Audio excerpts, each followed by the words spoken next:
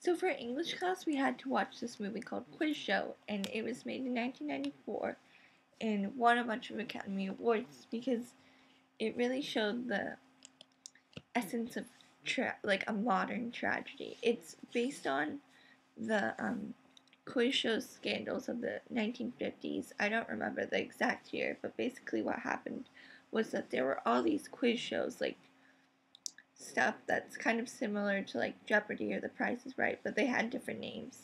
And there's a show called 21 where you had to answer certain trivia questions to get your points up to 21, and whoever got there the quickest would win the round, and then they would move on to the next week, kind of like in Jeopardy.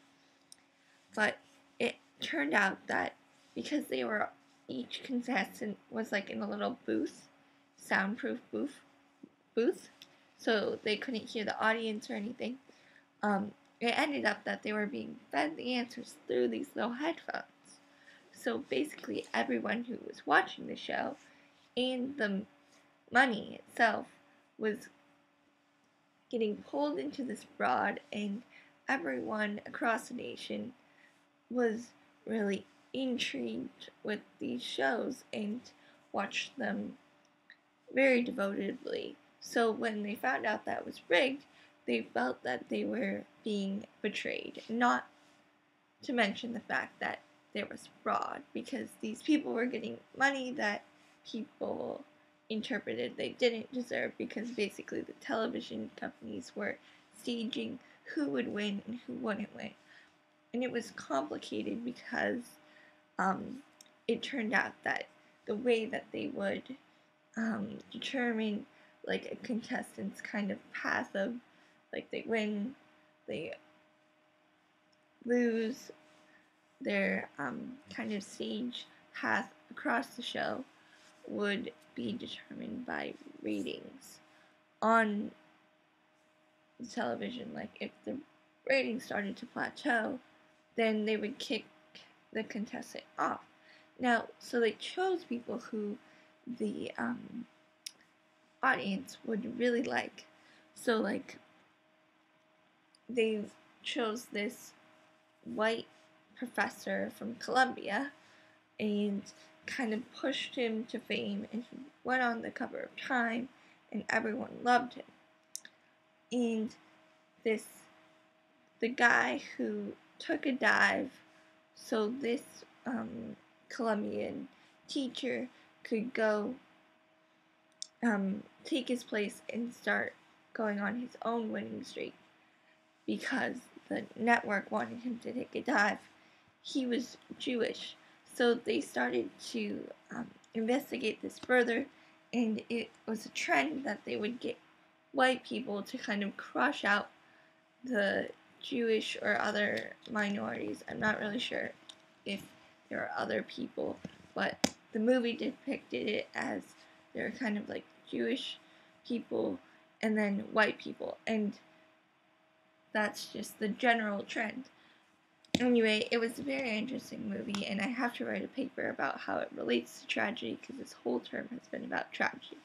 But it has also gotten me thinking, combined with the fact that I'm reading the 7th Harry Potter that's ranting about Dumbledore and how Dumbledore did not tell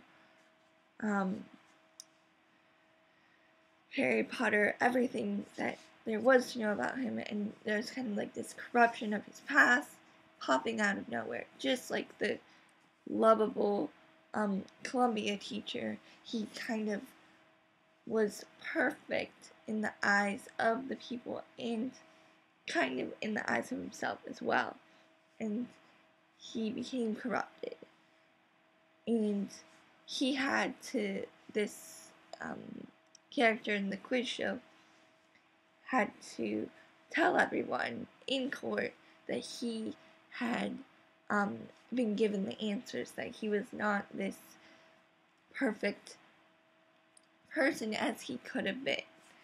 Just as eventually it was slipped that Dumbledore was involved in the Dark Witch. Well, I don't really know the ending of that book, so I kind of have hope that all that dark magic stuff has some sort of explanation, but if it doesn't, I can compare these two tragedies, I guess, into kind of the plot back to the quiz show movie. Kind of like, there's this point where he makes this analogy that's like, well, my uncle had an affair and he finally told his wife after 8 years after he got away with it. And he said that because sorry, I'm just trying to remember the quote. He said that because, well, the family asked him, well, why would you say that after you got away with it? And he said the getting away with it part was the worst part of it, because the guilt or whatever. So that kind of led the Columbia teacher to come out with and admit to him being cheated. Well, Dumbledore obviously left all his secrets inside, and Harry and everyone, all of his followers, are completely devastated that he didn't. Not only did he have these dark secrets of the past, or whatever, I'm not sure what they mean exactly yet, but seemingly dark things in his past. Not only was it that, but it was the point that he did not tell the people closest to him about these things before, which basically this whole rant is leading up to me asking the question, like, how much do you care about the people around you telling all their secrets or all their, like, components of themselves? Because I feel like people often have different personas around different friends and hide a lot about themselves at times. Like, I wouldn't say that I know everything about any of my friends, including you guys. Like, there are things that I just do not know about you. They kind of pop up, and it's not like they're big secrets or anything, but I also feel like not always completely honest, like, kind of don't give people the full picture. And obviously there are some downsides about giving people a full picture as well, because things get boring, and I feel like I've gotten close to being completely honest with people before, and it usually ends in being so close that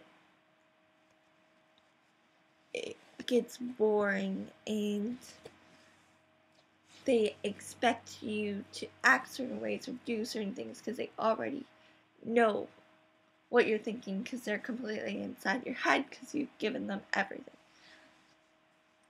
But on the other hand,